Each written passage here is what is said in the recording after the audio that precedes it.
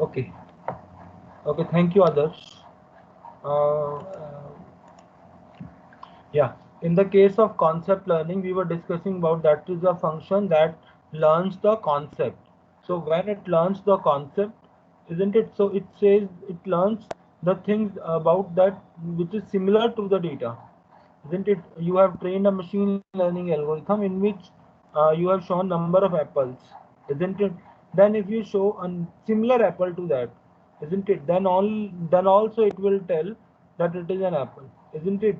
He has never seen that apple, but uh, still it is able to tell that's an apple. That's a concept learning, isn't it? So if a function can be found which maps training data to the correct classification, then it will also work well for unseen data. So in the case of concept learning, our task is to make a function learn in a way that maps training data to the correct classifications for the unseen data too. And this process is also known as generalization. That's very simple because obviously we were doing this for the number of classes and also for the unseen data, and so it is a generalized one, isn't it? Whereas the rote learning is the specific one. Only those data are classified which are previously seen, isn't it? If it is not previously seen, then it is not a concept learning. Then rote learning will not able to tell that which class it belongs to. So we will understand the concept learning with the case with an example of the learning task, isn't it? The learning task is that the days on which my friend Eldo enjoys his favorite sport, favorite water sport, isn't it?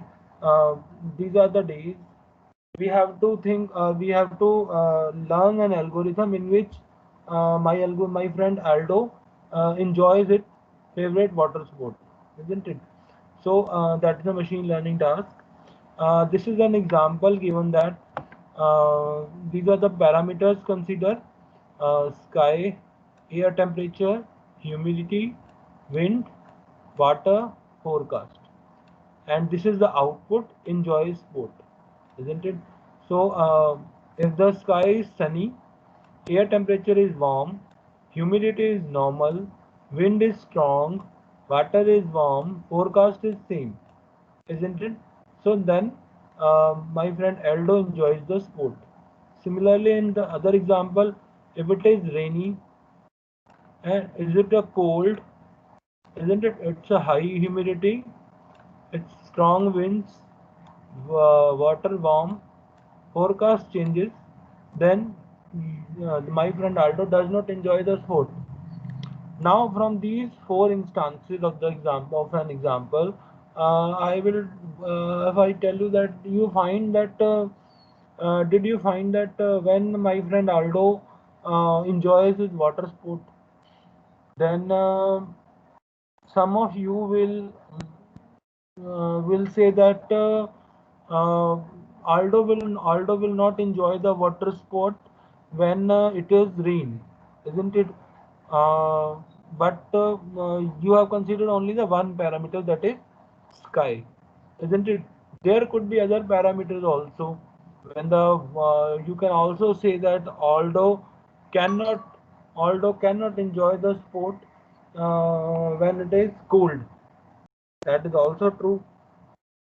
I mean, I cannot tell clearly this, that when my friend Aldo enjoys sport. So we will trying to define an algorithm which will able to tell that my friend Aldo will enjoy the water sport.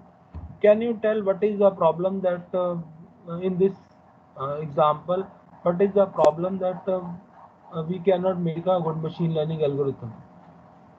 Anyone?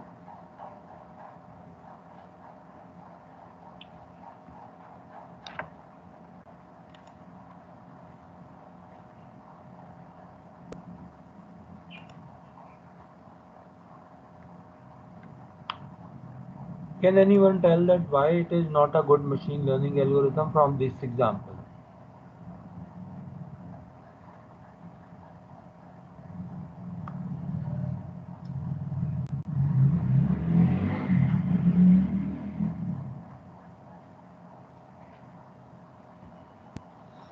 Okay, the simple reason is the number of examples are very less, isn't it? You are trying to design an algorithm in which uh, you are giving the training inputs very less. So obviously from this data it is very difficult to tell. We are very difficult to design an algorithm which can tell that Aldo will enjoy his favorite sport or not on a particular day, isn't it? So this data is very less, but still, to learn about the things, isn't it? How we can get the concept about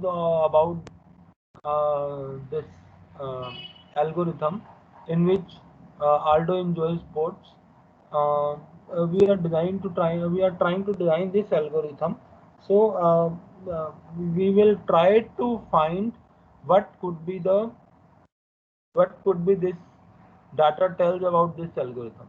We're trying to find it. Obviously, the data is very less, so we cannot able to find it. So we will design the hypothesis. Now, hypotheses are what? Hypothesis is a is a vector of constraint of each attributes, isn't it? Now we will design a hypothesis which is a vector of constraints of each attribute, isn't it? So attributes are sky, air temperature, humidity, wind, water, forecast, isn't it? And we will trying to find a vector of it, isn't it? So that will become hypothesis in this case. So hypothesis is basically that what could be the rule that can be applied so that it will tell what could be the output is, isn't it? So we are designing a classification problem. So we will take it as a two outputs. One as the enjoy sport, yes. Other as the enjoy sport, no. These are the two outputs, and the remaining inputs are sky, air temperature, humidity, wind, water, forecast, isn't it? So basically, we are trying to find the concept learning in the machine learning. We are trying to find a concept in which, suppose I say, on a particular day, sky is sunny, isn't it? Air temperature is cold, humidity is normal, wind is strong, water is warm, forecast is same. Now this example is not given in this, isn't it? Still my algorithm able to say whether the Aldo enjoys his favorite water sport or not, isn't it? If that algorithm is able to say this, then definitely my algorithm is correct. Now we are trying to find this algorithm, isn't it? So what we do, we will design the hypothesis, and that hypothesis is nothing but the input set of vectors. That input set of vector is now indicated by two things. The first is by a question mark. If there is a question mark, then it means it can accept any value. It can accept any value. So acceptance any value means that is towards the positive or the negative example. Positive example means that is enjoy sport is yes. Negative example means enjoy sport is no. Um, and the another we will choose attribute as 5. 5 is that no value is acceptable. These are the input values of these constraints: sky, air temperature, humidity, wind, so on. Isn't it? If some instance X satisfy all the constraint of hypothesis H, then H classifies X as a positive example. Isn't it? If a if an instance X satisfy all the constraints, isn't it? That is hypothesis says that if the sky temperature is more than 30, isn't it? And the temperature is more than uh, 30. Humidity is uh, less than 20. Isn't it? I am designing an algorithm in which I have given some value. Isn't it?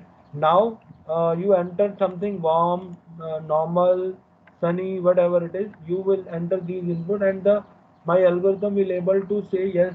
The Aldo will enjoy its favorite water sport. So if all the instances of X, that is input X, all the inputs are satisfied, then we will say It's a positive example. Positive example means that is a positive value. Means the sports is enjoyed. Yes, isn't it? So in the numerical term, we write h of x equal to 1. So we in this case we were trying to design an hypothesis for enjoy sport. Let us see how. So the enjoy sport concept learning task. We are trying to learn the concept behind this enjoy sport algorithm. These are the instances of X that I have already told. The sky with the possible values sunny, cloudy and rainy. Air temperature with the possible values warm and cold. Humidity with the values normal and high. Wind with the values strong and weak. Water with values warm and cool, and forecast with values same and change. These are the inputs taken by the algorithm that we are going to design.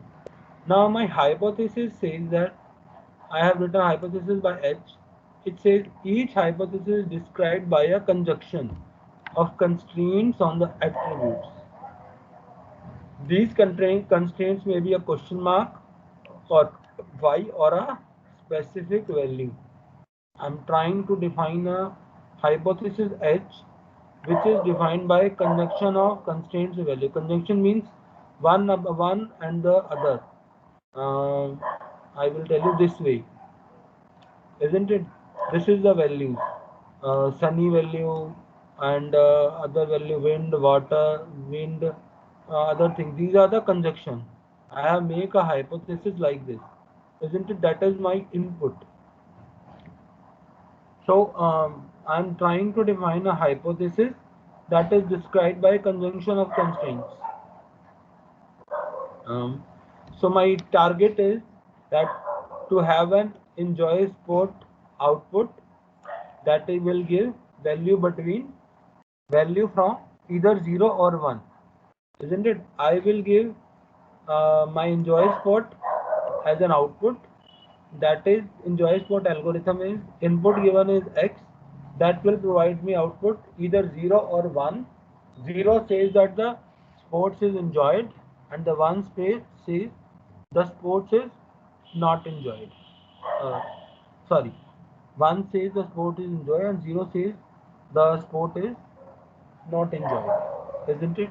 So 1 is the positive example and the 0 is the negative example, negative output, and though these example we have taken the positive and the negative example says the example which shows that the sports is enjoyed is the positive example, and the example which says the sports is not enjoyed, that is the negative example.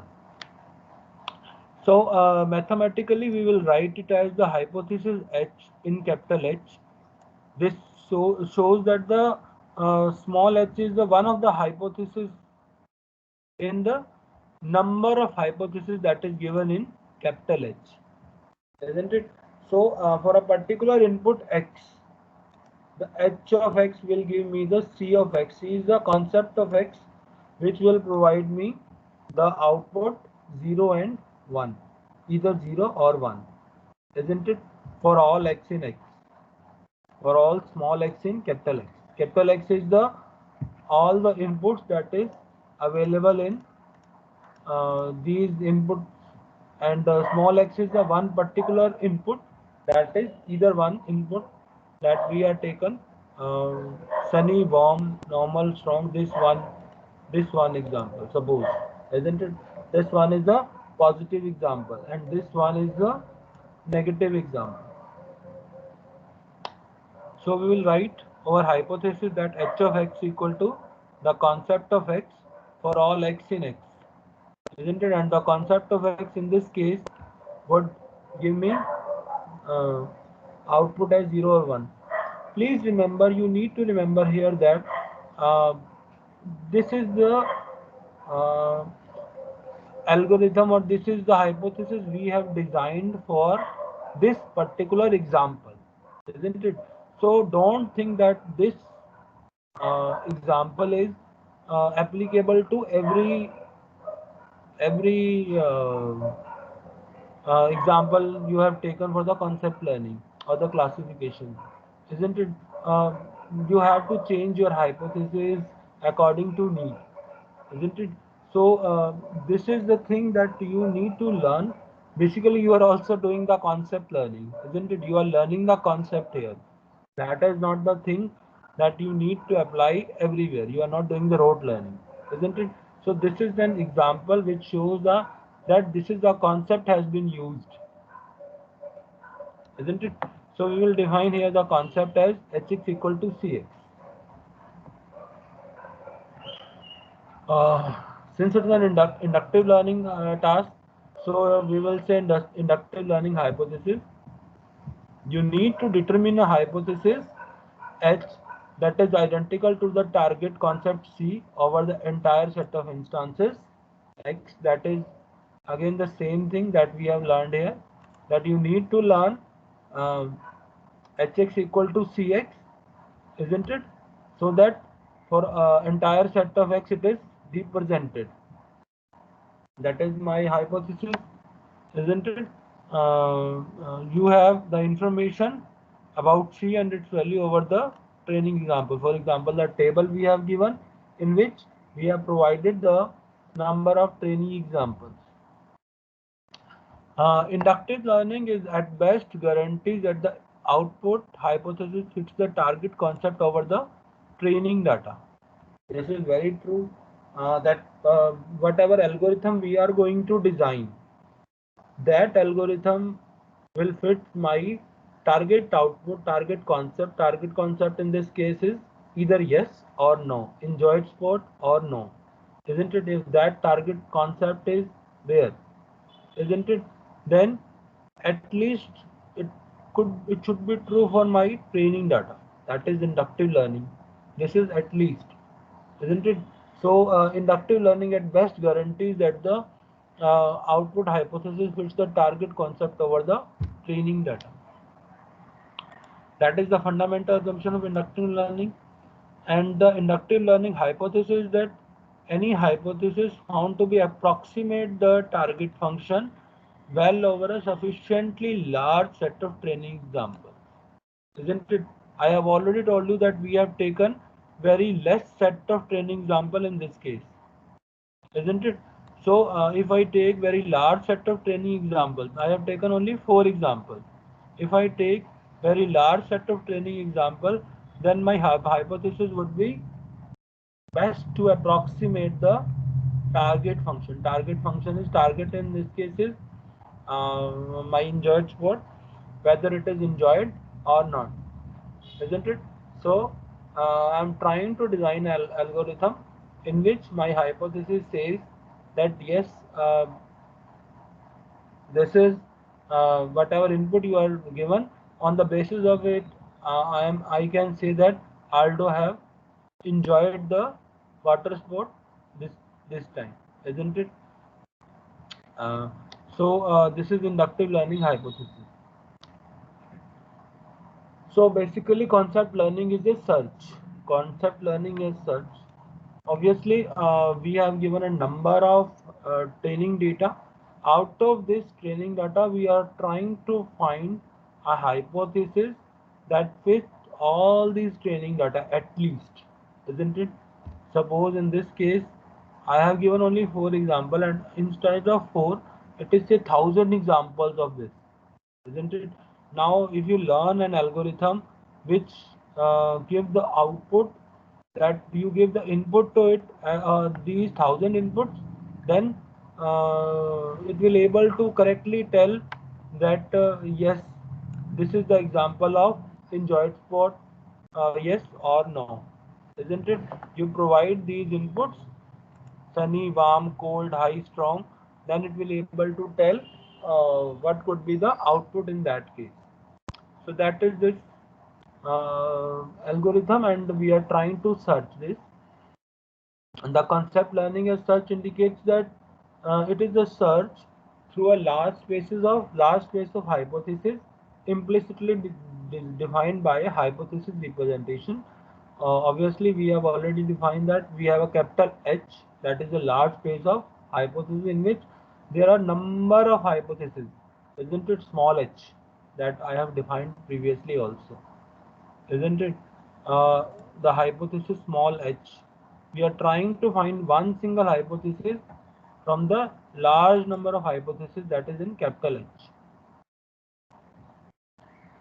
So we are trying to searching through the large space of hypotheses so that it will implicitly define the hypothesis representation. And we are trying to find a hypothesis that at least best fit the training example. Now, how big is the hypothesis space? That is quite cumbersome. We even don't know, isn't it? Um, we are not able to define, but still, in this case, this is particularly we can tell, but there may be many repeated example also, isn't it? Uh, in this case, enjoy sport has 6 attributes. The 6 attributes are the 6 inputs, that is capital X, isn't it? Sky has 3 values and the rest have 2 values. This is the basic thing that we have learned. Sky has 3 values: sunny, cloudy, rainy, and the rest are cold, warm, normal, high, isn't it? These are two values. These are the 6 inputs, isn't it? Now, how many distinct instances from this and how many hypotheses from this? That is quite a cumbersome task. Um, Now, how to define, how to get that hypothesis, that is also a cumbersome task. But here we are learning that what is the concept learning. Now, in this, we are designing the number of hypotheses. Now, which hypothesis we should choose, isn't it? Uh, the hypothesis could be a general one or a specific one. Now, how could we say that a hypothesis is general one and the hypothesis specific one? Let us say the hypothesis is accept all the inputs, isn't it? This is the ordered set of inputs. The first one says the sky, isn't it? Then wind, all these inputs: sky, air temperature, humidity, wind, water forecast. In this fashion also, it is given in this fashion only. Same way: sky, air temperature, humidity, wind, water forecast. This has to be taken in this way. The first question mark is for sky, air temperature, isn't it? Then whatever could be the next. Then wind, isn't it? So question mark says that it will accept all the values. So if it is accept all the values, I have given already this definition to you, that uh, question mark is any value, and the phi is no value. No value is acceptable. So if all the values are question mark, then it is a most general hypothesis. It says that you give any value, it is a positive example. It means the Aldo will enjoy the sport. Most specific hypothesis, that it is a no day is a positive example, isn't it? That is all the inputs are 5, isn't it? You give any input to the air temperature, warm, uh, your sky, any input you give it to it, it's a specific example. So that is a negative example. It will the output as 0, isn't it? And it will the output as 1. So it is general, very general, and it is very specific. So we have defined the general by G and HS by the specific hypothesis. Now, this is not the hypothesis that we needed, because not every time the Alto has enjoyed the sport, and not every time that Alto did not have enjoyed the sport. So these are the two extreme points, isn't it, of the hypothesis, of this hypothesis space. So there could be multiple hypotheses. We are trying to find those hypotheses. Suppose we are considering those two hypotheses. One is H1, that is the first variable should be sunny and the rest all could be any value. Or the second example is the first example should be sunny and the rest example should be rest two example could be any, then the third would be strong and the rest two example could be any. I have given you this example also. The H1 hypothesis is that we have discussed, that we have learned even from this table, isn't it? I have told you that if the sky is sunny and the sky is rainy, if the sky is sunny, the output is +1, and if the sky is rainy, the output is 0, isn't it? So that is my first hypothesis, that is H1. If the sky is sunny, then the output is +1. And similarly, the second hypothesis could be sunny and the strong. The fourth one is the strong,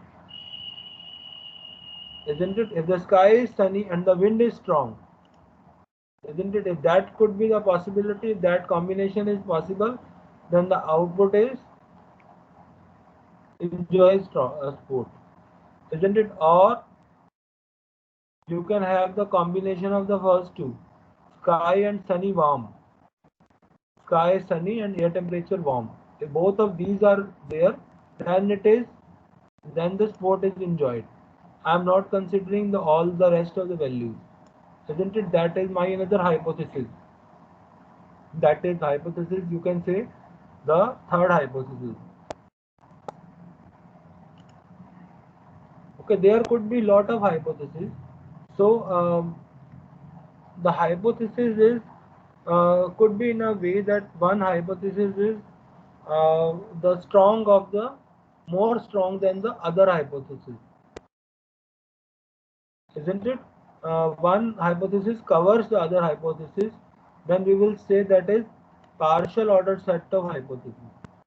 That partial order set is that, suppose H1 is a hypothesis which is covering H2 also, isn't it? Obviously, because H1 is the hypothesis which says the first parameter should be sunny, rest all could be anything. Whereas H2 says the first parameter is sunny, the rest 2 could be any, but the third would be strong. Then my H2 would be 1. Isn't it? It's a positive output. So H2 is contained to be in H1 because in H1 the fourth parameter is any. So it will also considering strong and the weak also, isn't it? So there could be number of hypotheses and there could be number of examples, but there are many hypotheses which contains the other hypothesis.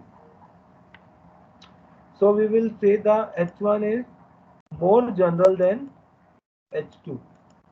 So while designing, we will try to choose not general, a specific. We will try to make it as specific as possible so that we can get our result. Or we can take this input, multiply this with some weights as we did in previous example, isn't it? And we will able to tell how much close it is to the positive or negative or 0, isn't it? So given hypothesis Hj and Hk, isn't it? Hj is more general or equal to Hk if and only if the instance that satisfy Hk also satisfies Hj, isn't it? That we have already learned here, that H2 is more specific and H1 is more general, or we can say H1 is more general than H2, or in other sense Hj is more general than Hk. Hj is more general than Hk if and only if that any instance that satisfy Hk also satisfy Hj. That's very true, isn't it? One learning method is to determine the most specific hypothesis that match the all training data. At least we should design an hypothesis that match all the training data. That is, we have already considered. Now, this is the partial ordering. If this is the general to specific ordering, then this defined in this the partial ordering, that is the H1 over Hj. We can also define in our case Suppose I have taken two instances. One x1 is sunny, warm, high, strong, cool, same, isn't it? And on the x2 is uh, sunny, warm, high, light, warm, same, isn't it? Now my x1 is this instance, and x2 is suppose this instance in an instance space. Now I am trying to define the multiple hypotheses in the hypothesis space, which is given by I have taken three examples H1, H2, H3. H1 says sunny question mark, or I will say any strong any. H2 sunny any. H3 sunny any cool any, isn't it? So these are the three hypotheses. Now if I define the partial ordering, then this H1 is given by this small circle in X1 instance. Similarly, the H2 is given by the big circle, and H3 is given by this middle circle across the X1. Now why this and why and how this X1, H1, H1, H2, H3 are mapped in this instance space? Obviously, if you can see, X1 is sunny, warm, high, cool, strong, same. So my H2 is both of these are sunny. The first element is sunny, so it is saying sunny. So it is mapping my H2. So H2 is a bigger one, isn't it? It will take most of them. Now H1 says sunny, any strong. Now X1 says sunny, any strong. Yes, so it is in H1 space, but X2 is sunny, any light. It is not strong. So it is outside the space of H1, which is given by this circle. Similarly, we can define the specific ordering from the general to specific in the case of hypothesis space, and our target is to find the specific hypothesis. So this is given by the find S algorithm. The find S algorithm is finding a maximum specific hypothesis. So it says uh, that initialize H to the most specific hypothesis in H. First we will start with most specific hypothesis that is known to us, isn't it? Then for each positive training instance of X, we will find the each attribute constraint in AI in H. If the constraint AI is satisfied by X, then be silent, otherwise replace AI in H by the next more constraint that is satisfied by X. That is simply saying I'm taking the same example. Suppose we will start with more specific hypothesis. Say this is more specific hypothesis. H1 we start with, isn't it? So H1 is says that it is sunny, any strong, any, isn't it? Now this is specific. This is one of the specific hypotheses. We start with this, then we take the first instance, that is sunny, isn't it? If that is sunny, then we will take it, okay, it's fine. In my case, it is fine, it is a positive example, because I have seen that all when it is sunny, then it is a positive example. So first H1, X1 is sunny. Now take the second one. The second one says, yes, it is, say I will take this one also. So it is saying the any strong, isn't it? You take the next one as the strong. So it is not satisfying the constraint. Constraint is that your output should be positive example. It is not satisfying this constraint.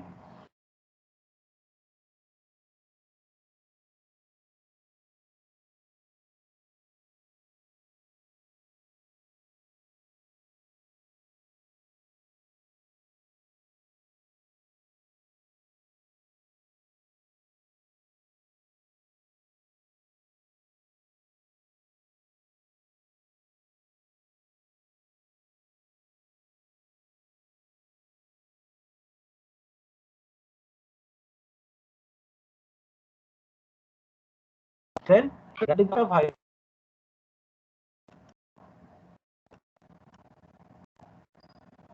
So this time is over. You can leave. Thank you all. I will take the attendance.